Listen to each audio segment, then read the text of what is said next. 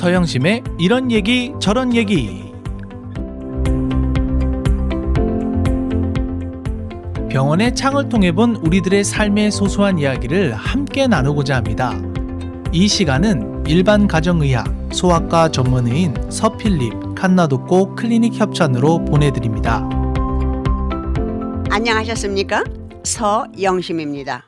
오늘이 2022년 마지막 날입니다.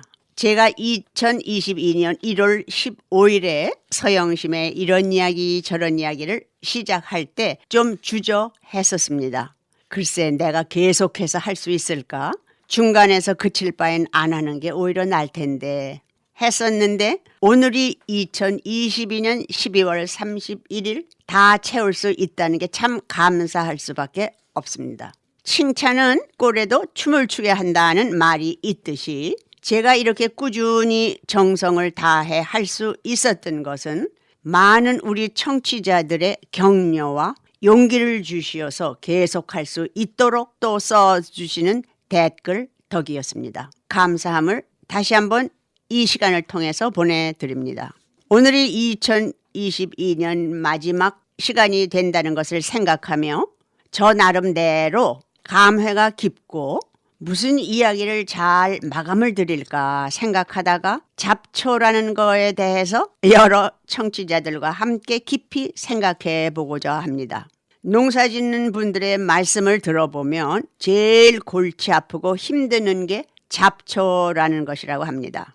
잡초가 농작물보다 몇 배 빨리 자랄 뿐만 아니고 얼마나 강하고 뿌리가 여러 갈래로 갈라지며 깊숙이 땅속에 스며들면서 정작 농작물의 뿌리 주위를 챙챙 감아서 결국 농작물이 숨을 못 쉴 뿐더러 영양 공급을 못 받아서 비실비실 죽어간다는군요. 우선 그 큰 농작물을 떠나서라도 혹 여러분들 뒷마당에 텃밭이나 심지어 화분에 뭐 길러보신 분들 계시죠? 잡초 씨를 뿌린 적도 없는데 어디서 생겼는지 잡초가 나오기 시작하면 며칠 사이에 화초밭이 아닌 잡초밭이 돼버립니다. 제가 커다란 화분에 파를 심었고 비듬나무를 좀 심어봤는데 삽시간에 잡초들이 막 퍼져서 자라나더라고요. 잡초가 자라나기 시작할 때는 연해서 뽑기 시작하면 쏙쏙 잘 뽑혀서 그런 대로 파며 비듬나물들을 곧잘 길러서 아쉽지 않게 먹을 수가 있었습니다. 그런데 여름 2달 반 한국에 머무는 동안 동리 애들 남매가 와서 물은 줘서 잘 자랐는데 이게 웬일입니까?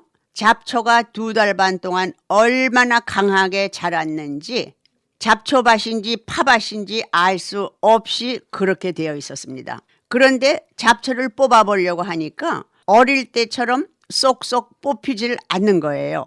야드에서 일할 때 끼는 두꺼운 장갑을 끼고 있는 힘을 다해서 뽑는데도 그냥 잘라지지 어릴 때처럼 뽑아지지가 않더라고요. 요것 봐라. 전 좀 열이 나면서 이걸 기어이 뽑아야지 하고는 잡초 뽑을 때 쓰는 기다란 송곳 같은 것을 깊이 잡초 옆에 뚫고 들어가며 잡초를 제거하는데 쉽지가 않았습니다.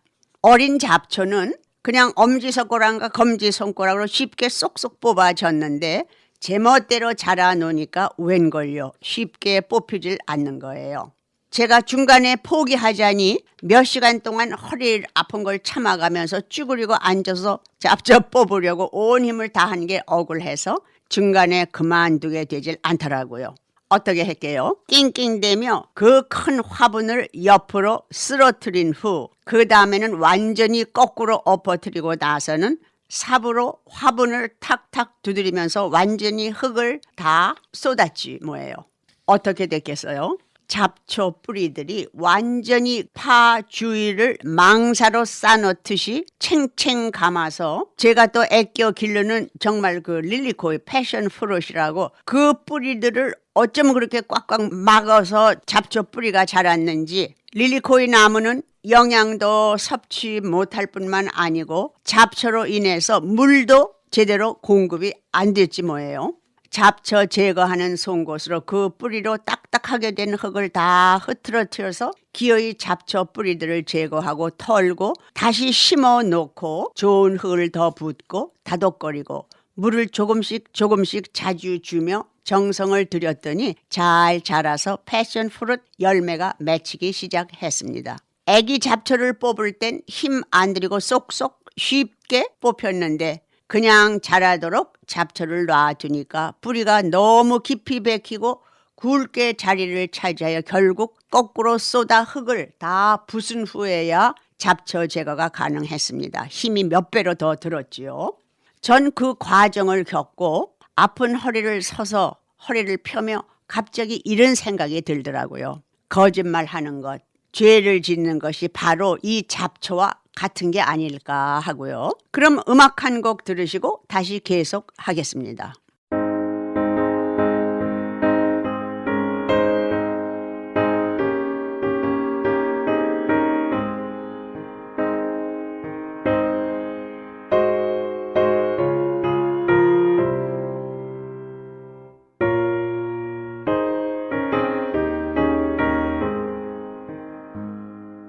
죄짐을 지고서 고나거든 내 마음속에 주 영접하며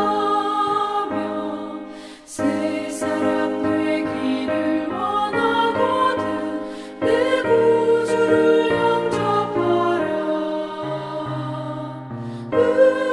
의심을 다 버리고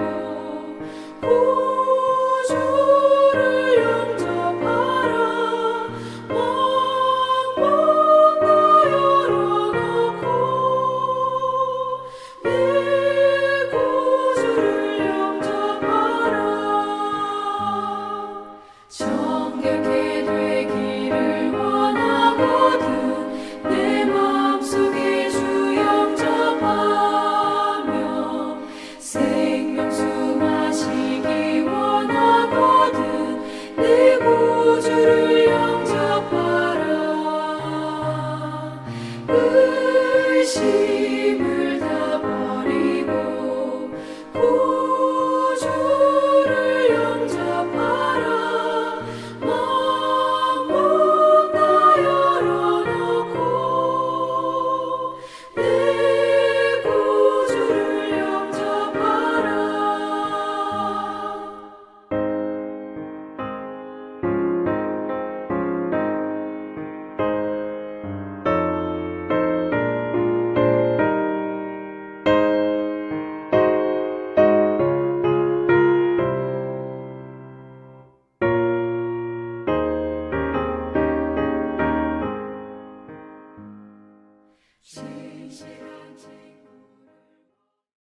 거짓말, 죄를 지었을 때 빨리 회개하고 그쳐야지. 죄, 거짓말이 자라면 점점 더 커지고 그 죄, 거짓말을 감추려고 덮다 보면 바로 이 잡초 뿌리처럼 우리의 삶을 죽이는 게 되겠구나 생각해 보았습니다. 성경 신약전서 야고보서 1절 15절에 이런 말씀 귀에 쟁쟁하시죠. 욕심이 잉태한 즉 죄를 낳고 죄가 장성한 즉 사망을 낳느니라. 우리 애기들 배 가지고 태어나서 기르면 성인이 되듯이 욕심을 빨리 뽑지 않으면 그 욕심이 잉태 생기면서 점점 커서 죄를 낳고 결국 죄가 자라면은 우리를 사망으로 몰아넣는다는 그 말 얼마나 무서운 말이에요.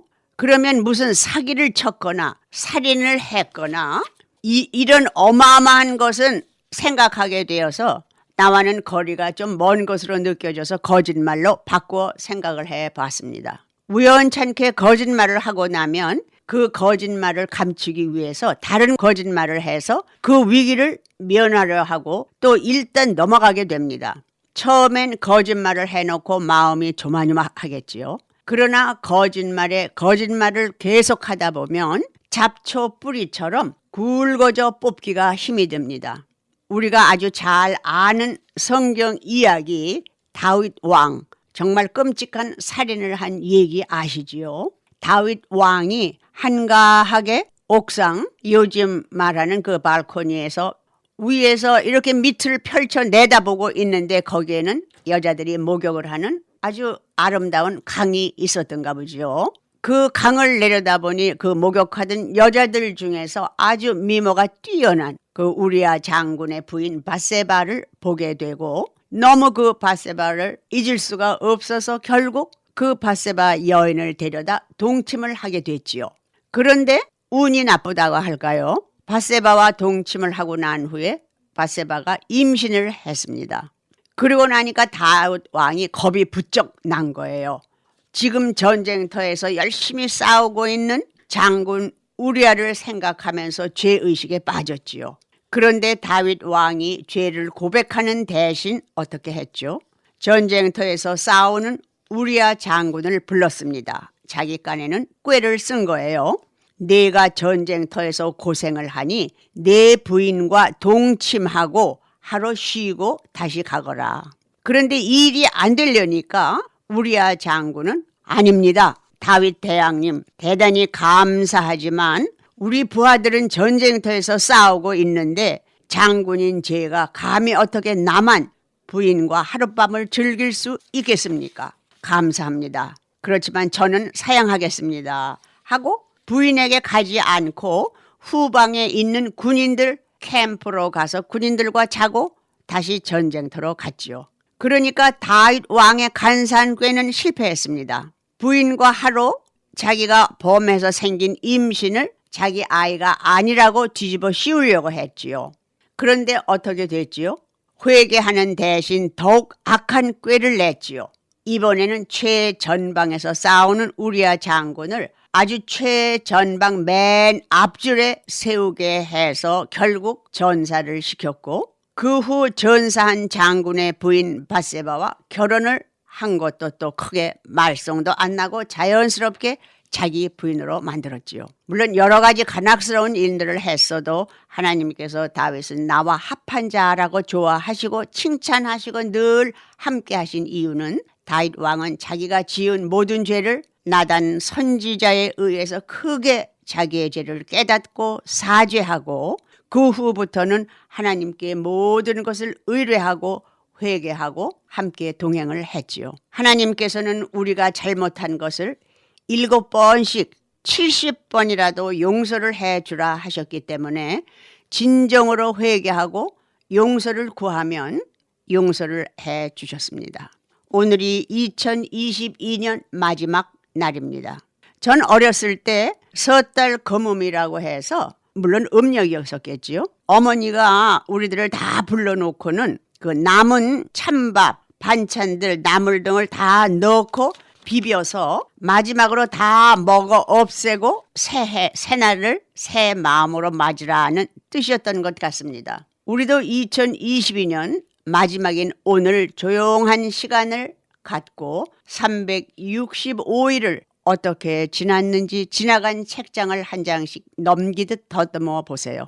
내가 얼마나 남을 위해 살았나? 내 말 한마디로 곤궁에 빠진 분이 위로를 받고 용기를 낸 적이 있었나? 아니면 내가 질투가 나서 샘이 생겨서 잘 되는 것이 미워서 겉으로는 축하해요 해놓고 속으로는 미워하고 눈을 흘긴 적은 없는지. 거짓말, 남 가슴 아프게 날카로운 칼날 같은 내 혀로 상처가 되는 말을 한 적은 없나? 내가 직접 내 눈으로 보고 그 사람을 잘못된 것을 본 것도 아닌데 남의 험담을 듣고 그 사람을 모함하고 구덩이에 빠뜨린 적은 없는가? 뒤를 돌아다보며 잡초 뿌리가 뽑히지도 않도록 너무 굵어지기 전 내 잘못을 고해보지 않으시겠습니까? 더 굵어지기 전 고백하고 두고두고 거짓말에 거짓말을 더 해가며 마음의 감옥에서 벗어나서 감옥살이를 면하지 않으시겠습니까? 내가 사랑의 불꽃이 되어서 사랑으로 내 주위를 불태우고 아름다운 평강의 마음으로 2023년을 맞이하십시다. 복되고 늘 기쁨과 감사와 기도가 그치지 않는 늘 힘차게 뛰는 토끼의 새해를 맞으십시오. 그럼 다음 시간까지 안녕히 계십시오.